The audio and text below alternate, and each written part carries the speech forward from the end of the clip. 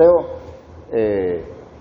9, del 9 al 13, para meditar en torno al tema que la iglesia es una comunidad donde las personas son restauradas.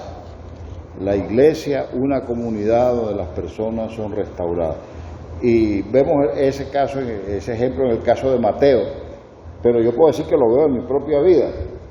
Y cada uno de nosotros, si hemos decidido en algún momento entregar nuestra vida a Cristo, hemos venido pasando y todavía seguimos pasando por un proceso de restauración, de sanidad. En ese camino que se inicia con la salvación y que sigue con la maduración o con la santidad.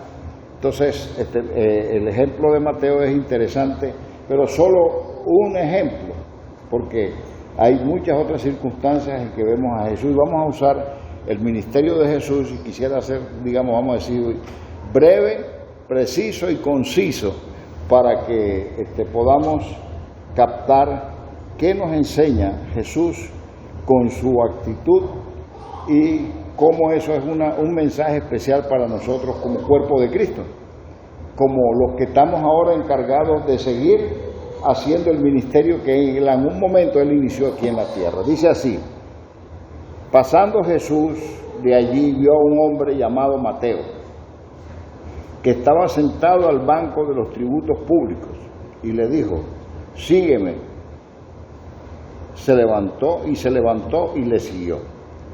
Y aconteció que estando él sentado a la mesa en la casa, he aquí que muchos publicanos y pecadores, fíjese, muchos publicanos y pecadores que habían venido, se sentaron juntamente a la mesa con Jesús y sus discípulos. Cuando vieron esto los fariseos dijeron a los discípulos: ¿por qué come vuestro maestro con los publicanos y pecadores? Al oír esto Jesús les dijo: los sanos no tienen necesidad de médico, sino los enfermos. Id pues y aprended lo que significa misericordia quiero y no sacrificio, porque no he venido a llamar a justos, sino a pecadores al arrepentimiento. Que Dios bendiga su palabra. Y quiero hacer una precisión. Aunque hemos aceptado a Cristo, aunque estamos en una congregación, aunque somos miembros de una iglesia y tenemos años tal vez de estar conociendo la palabra y siguiendo al Señor, eso no quita que para nosotros también se aplica cuando dice que al final, por tanto, todos pecaron. Hay una descripción del pecado y de la obra de Jesús, del pecado en el pecador que no se ha arrepentido, que no ha entregado su vida a Cristo. Pero dice la Escritura también que si alguno dice que no ha pecado es mentiroso, aún después de haber aceptado a Cristo, y le hace a Dios mentiroso, dice, por cuanto todos pecaron. Entonces, al final, todos seguimos todavía trabajando, luchando, creciendo en esta tarea de que el Señor vaya sanando, salvando, restaurando y madurando nuestras vidas. Así que una experiencia en perspectiva es que nosotros aceptamos a Cristo y empieza nuestro camino de santificación o de madurez, pero ahí inicia. Pero es un proceso en el que vamos encontrando luchas y pruebas, tentaciones donde algunos más, otros menos, con algunas tentaciones unos y con otras clases de tentaciones otros, porque al final no todos tenemos las mismas tentaciones, al final no todos enfrentamos las mismas pruebas ni las mismas cosas que nos pueden atraer. Cada uno tendrá, como dice por ahí, el talón de Aquiles, y Satanás es astuto y sabe cuál es el área de nuestra debilidad, sabe cuál es nuestro talón de Aquiles, y por ahí nos va a atacar. Y es muy posible que aún habiendo aceptado a Cristo y caminando en ese proceso de maduración, recibimos tentaciones justo en las áreas en que somos más vulnerables. Miren, el caso de Mateo, pero dice aquí no solamente Mateo, dice que se acercaron otros publicanos y pecadores para sentarse a la mesa con Jesús. Pero también encontramos muchos textos bíblicos donde dice que Jesús fue cuestionado mucho porque se relacionaba con ladrones, con borrachos, con prostitutas, o sea, con lo peor, con lo excluido, con los que nadie quería, con los que eran despreciados por los mismos judíos y que pensaban incluso que no merecían ni siquiera que se les compartiera la palabra de Dios, porque no eran justos y porque no eran santos o porque no se aplicaban a lo que decía la enseñanza de ellos. Entonces Mateo es judío, su llamado de parte de Jesús es que cuando Jesús lo llama, él, siendo un cobrador de impuestos, era un cobrador de impuestos que tenía como práctica y era un empleado de Roma, el imperio, y era de alguna manera considerado un traidor y tenía muy mala reputación, Mateo y todos los cobradores de impuestos, porque además de que ellos garantizaban su salario, vamos a decir así, por el cobro de un porcentaje de lo que cobraba, encima de ellos, yo no sé si todos, pero por lo menos la mayoría, hasta donde yo sepa, le añadían un poco más. ¿Recuerdan ustedes la historia de Zaqueo?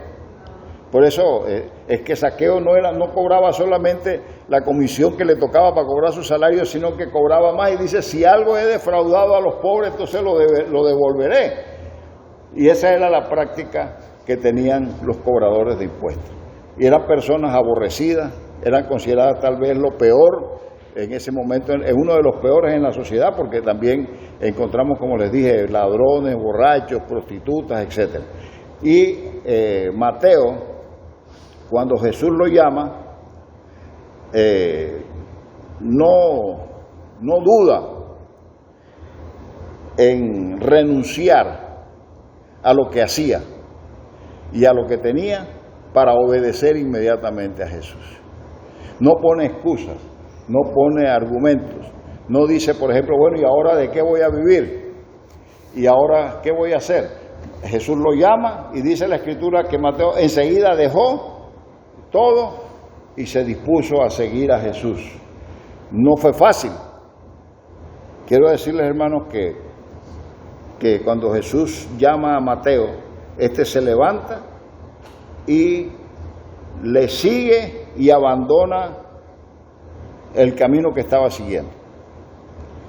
Y hermanos, quiero decirles claramente, aceptar a Cristo requiere que tomemos decisiones y estas decisiones muchas veces son difíciles. Una persona que ha estado viviendo una vida desordenada, una persona que está vinculada a temas como adulterio, fornicación, drogadicción, alcohol, no es que es fácil y es un proceso que tiene que seguir la persona para ir soltando esas ataduras, para ir teniendo la posibilidad de ir acercándose cada vez más a seguir las orientaciones de Cristo. O sea, el cambio de vida requiere decisiones drásticas, requiere decisiones firmes, decisiones difíciles, porque yo sé que para una persona que está metida, por ejemplo, en el tema del alcohol, no es fácil dejar la actividad del alcohol. No es fácil dejar el cigarrillo, por ejemplo. Y en este caso de Mateo no debería ser fácil por él, por ejemplo, de renunciar inmediatamente e irse a seguir a Jesús. Pero Jesús lo llamó, él obedeció y tomó decisiones radicales y drásticas. Nosotros tenemos la experiencia de haber acompañado a personas, especialmente cuando tuve la oportunidad de estar en Costa Rica. Dios me dio la oportunidad de aquí en Panamá de prepararme para tomar una pasantía en el Instituto de Salud Mental para trabajar con personas con problemas de adicción y especialmente con el tema de adicción de alcohol. Y bueno, ustedes no saben la lucha que había con estas personas allí, porque tienen una serie de características y no es fácil.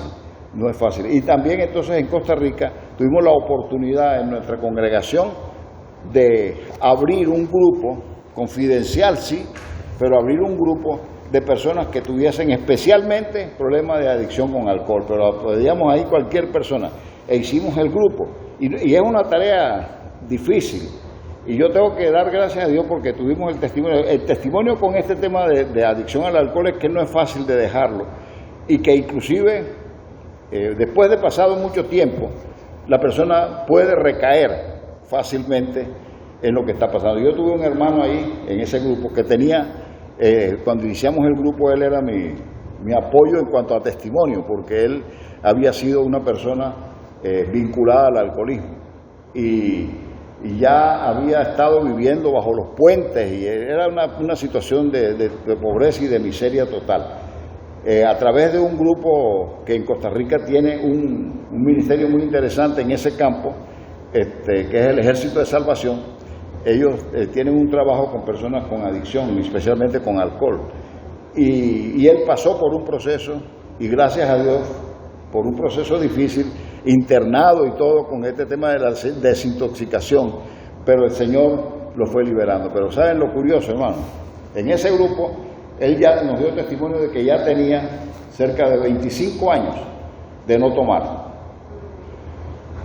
Y él insistía en que la clave para eso era no probar ni un poquito de alcohol, porque aunque había pasado tantos años, él seguía todavía con la posibilidad de recaer. Pero lo triste es que el testimonio de él era una bendición, porque nos ayudaba a las personas que estábamos allí a comprender la lucha fuerte que se tiene con ese o con cualquier otro pecado, hermano, que no es fácil, que necesitamos tener un proceso que nos dé salvación y liberación. Y este hermano, después de estar con nosotros en el grupo un buen tiempo, de pronto se nos desapareció. Había empezado a trabajar, varias veces vino y me compartió: no, pastor, que estoy bien porque en el trabajo donde estoy, cuando llega el viernes, me invitan ahí a tomarme una cervecita o algo, y hasta ahora yo he dicho que no, y estoy firme, he resistido, pero de pronto se nos perdió. Y para cortarle la historia, lo lamentable es que la pérdida de él fue que llegó a probar una vez, y eso fue que volvió nuevamente, y lo encontraron en la calle, viviendo, los hijos estaban en la iglesia, viviendo muy mal, viviendo en los puentes y debajo de los puentes, y tenía una familia. Al final, cuando ya supimos dónde estaba y lo que estaba pasando, yo logré hablar con él por teléfono, porque no quería daba vergüenza hablar con nadie de la iglesia. Logré hablar por teléfono y le pedí que si nos permitía visitarlo. Y no quería, pero al final yo le dije: hermano, mire, permítanos visitarlo, porque esto que le ha sucedido, sin que podamos decir que es bueno, ayuda a confirmar el testimonio que usted nos ha dado de que el que comienza a trabajar en contra de una de esas adicciones tiene que ser definitivamente y para siempre, porque de lo contrario es muy fácil que vuelva a recaer. Y fuimos a su casa, el grupo, trabajamos, nos reunimos con él, oramos, llorando y todo, pero sirvió para confirmar de que la lucha no es fácil, y que aunque el Señor va con nosotros, tenemos que persistir. Y una tarea importante es que las personas que viven su vida en el pecado, o que en algún momento aceptan a Cristo, se convierten y comienzan a caminar con el Señor, pero como dice la Escritura, aún en algún momento vuelven y caen.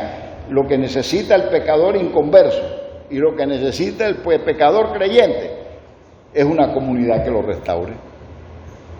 Es una comunidad que lo restaure. Es una comunidad que pueda aceptarlo.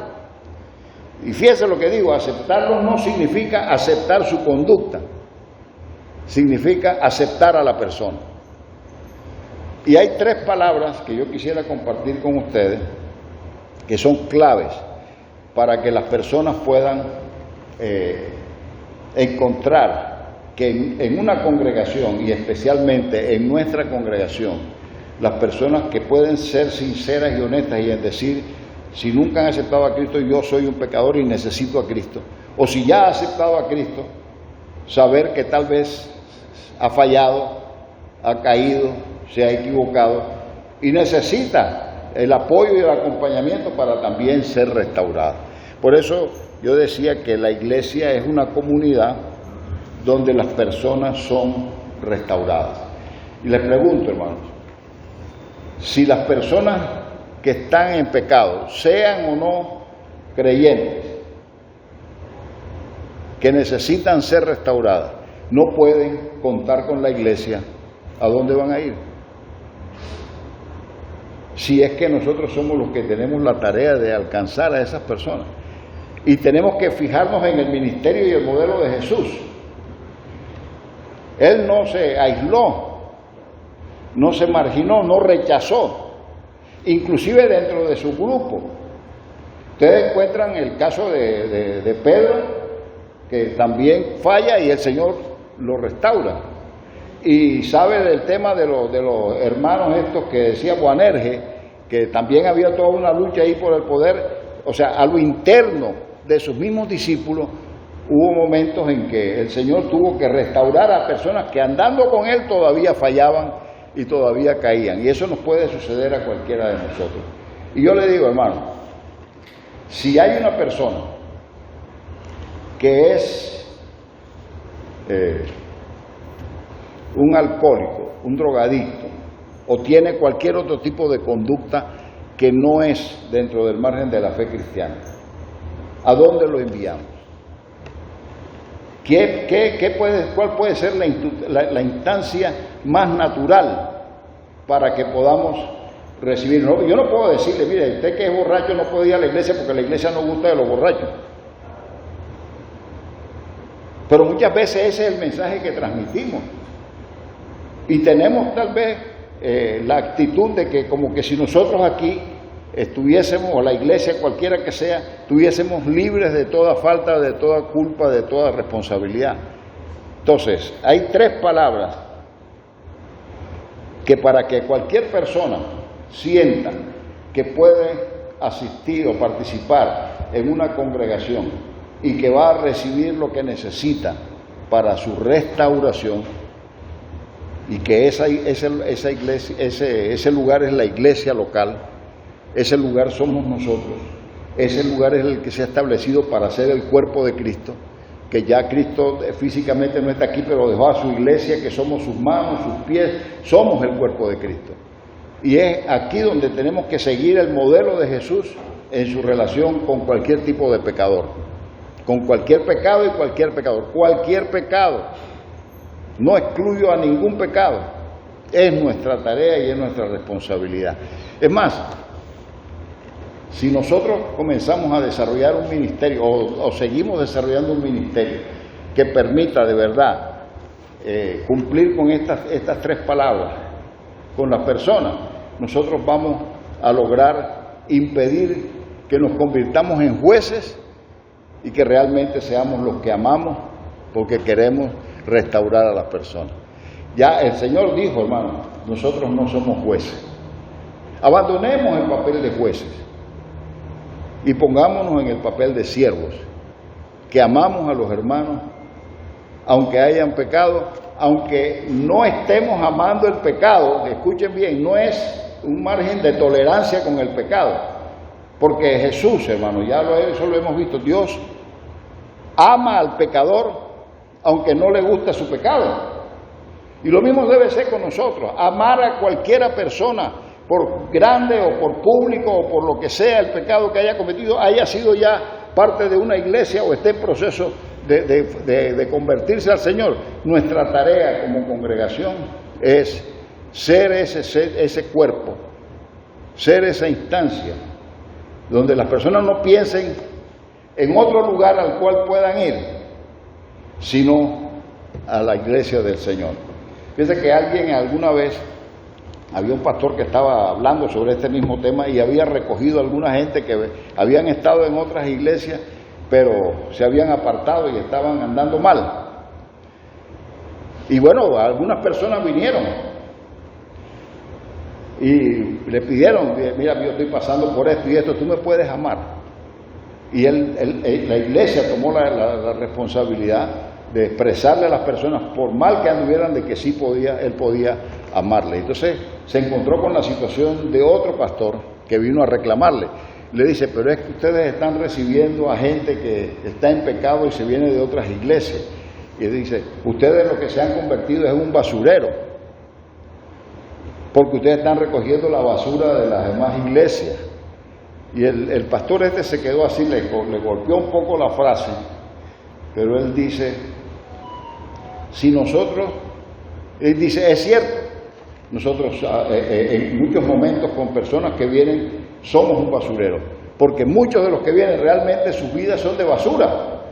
Sin Cristo no somos otra cosa que pecadores, que muchas veces en nuestra vida hay muchas cosas que no nos sentimos orgullosas de ellas.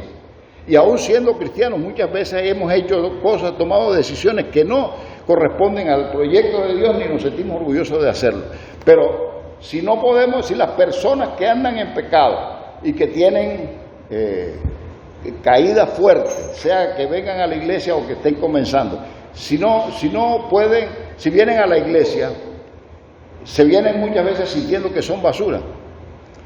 Y si nosotros no recogemos la basura aquí, espiritualmente hablando, ¿dónde van a ir a recoger? ¿Quién va a recoger la basura? Si esa es la tarea que nos ha encomendado el Señor, que ese es el ejemplo que nos dio el Señor. Dice ahí que habían pecadores y publicanos y al Señor se le acusó de andar con borrachos, y lo criticaron mucho por eso, porque tal vez era mismo el pensamiento, él está reuniéndose con basura, y tal vez ninguno de nosotros piensa de sí mismo como una basura. Pero si vemos al pecado como algo negativo y sucio en nuestras vidas, de alguna manera cuando vinimos a Cristo venimos como basura,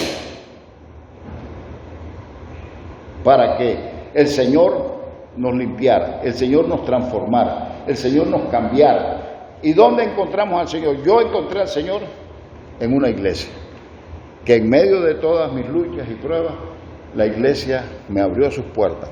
Y puedo decirles también, hermanos, cuando yo regreso a esta iglesia, después de muchos años de andar, estando aún, habiendo sido pastor, cuando yo vine, yo me sentía como algo sucio, como algo indigno, aunque yo era creyente y aunque yo había servido y todavía estaba de alguna manera sirviendo al Señor, pero mi vida no necesariamente era lo que el Señor quería que fuese. Y por eso yo doy gracias a Dios porque encontré aquí una congregación que estuvo dispuesta a aceptarme y a ayudarme a recuperarme para salir de donde yo estaba. Y que en esa responsabilidad le pidió, por ejemplo, el pastor de Puy, que fuera mi consejero personal. Y yo pasé aquí como 3 años, en un proceso donde yo lo que tenía que hacer era estar oyendo y asistiendo, pero no podía predicar, no podía enseñar, no podía ni siquiera orar en público. Un proceso de disciplina rígido y estricto. Pero eso fue conmigo, y eso fue lo que yo pedí. Pero lo que quiero decirles es que la iglesia debe acoger al inconverso que no tiene a Cristo para salvarlo, pero también debe agarrar y encontrar al creyente que de alguna manera se ha manchado y ha caído para rescatarlo, para restaurarlo. Y hay 3 palabras, ya he insistido en las 3 palabras, me imagino que están esperando saber cuáles son las 3 palabras. Es el viejo truco, a Rey. Entonces, ¿cuáles son las 3 palabras? La primera palabra, y con esto voy a redondear un poco el tema de la reflexión de esta mañana. La primera palabra es aceptación. Aceptación. Hermanos, si nosotros queremos que las personas que están luchando con el pecado, que quieren salir de donde están, que no están conformes, que no están satisfechos, pero han estado luchando tal vez solos y no han encontrado el lugar donde los acepten. Este es el lugar donde puede venir cualquier persona con cualquier pecado y nosotros debemos garantizarle que va a ser aceptado. No que va a ser visto mal, no que va a ser apartado o que se va... No, hay que aceptar a la persona con su debilidad, con su pecado, con su defecto, y como insisto, no es una decisión permisiva, no es decirle estoy de acuerdo con lo que estás haciendo, es decirle aunque no estoy de acuerdo con lo que estás haciendo, te aceptamos así. Y las personas van a poder venir a una congregación donde tienen esa libertad y esa apertura de aceptación a todas las personas, a todos los pecadores, de cualquiera que sea el pecado, esa persona entonces se va a atrever a venir o asistir a una congregación donde va a garantizarle que va a ser aceptado. La segunda palabra es amor. Si la persona no siente que es amada, aún a sabiendas de que sabemos la situación que vive y sabemos el pecado o la magnitud de su pecado y la forma como está viviendo, a pesar de eso, que la persona pueda tener la garantía de parte nuestra, que si llega aquí, le vamos a aceptar, pero también le vamos a amar. Y le vamos a demostrar el amor. Aceptación, amor, y la otra palabra es perdón. La persona puede estar segura de que aquí va a encontrar un mensaje de amor, de aceptación y de perdón. De perdón de parte de Dios hacia lo que han estado haciendo, pero también de perdón de parte de nosotros. Dice, cuando le preguntaron al Señor, ¿cuántas veces debo perdonar a mi hermano? No está hablando de uno alejado, de alguien distante o alguien desconocido. Está hablando, ¿cuántas veces debo perdonar a mi hermano? ¿Y qué dice? 70 veces 7. El perdonar es dejar de jugar, como dije, al papel de Dios. Ya Dios dijo que Él se encargaría del juicio y que Él se encargaría de hacer lo que tenga que hacer si no hay una conducta, una reacción al arrepentimiento. Pero además de eso, de los 70 veces 7, que es, ¿qué significa 70 veces 7? Le preguntó inclusive 7 veces y dice no, 70 veces 7. O sea, el perdón que el Señor ofrece y que lo ofrece también a través nuestro para la restauración en la comunidad de fe, es un perdón sin límites. Cuando el Señor le enseñó a los discípulos a orar y le dijeron, Señor, enséñanos a orar, y Él compartió con ellos una oración que es como un ejemplo o un modelo para hacer en una oración. Dice, perdónanos, ¿qué más? Nuestros pecados, como nosotros perdonamos a nuestros deudores. Sí, hermanos, para que podamos venir ante el Señor y decirle perdónanos, tenemos nosotros también que tener la actitud de perdón. Tenemos que ser perdonadores.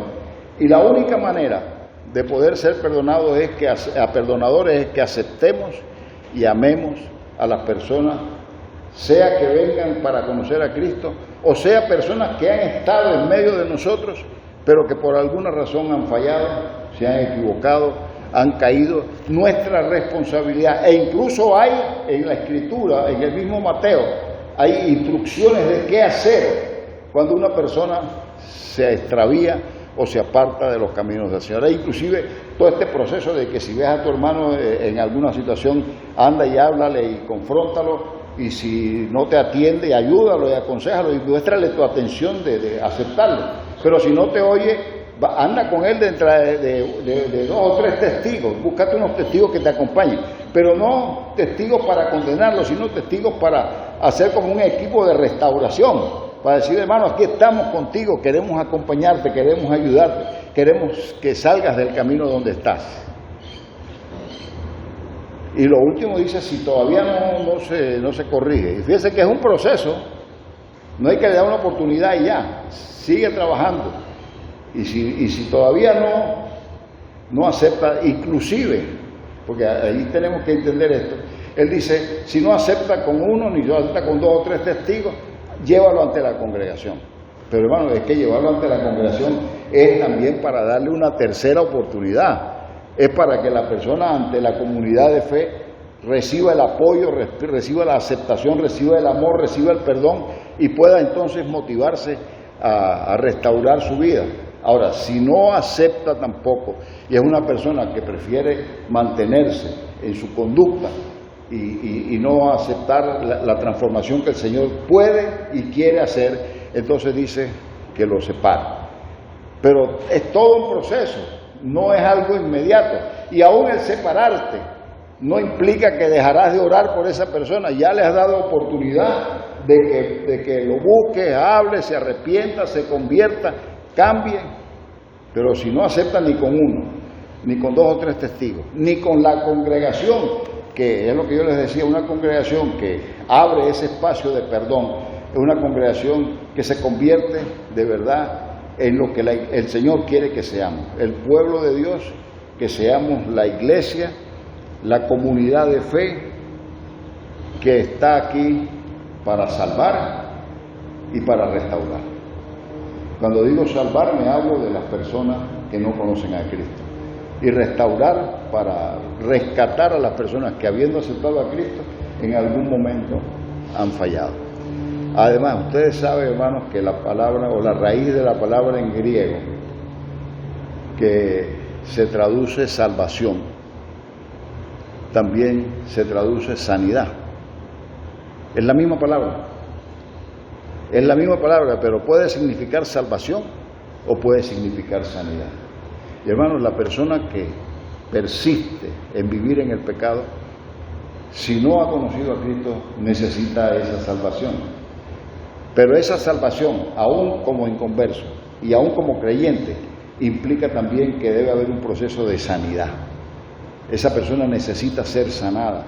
Tal vez hay situaciones en su antecedente familiar, o tal vez hay situaciones por las cuales ha venido, y tal vez hay una historia, y cada uno de nosotros tiene una historia.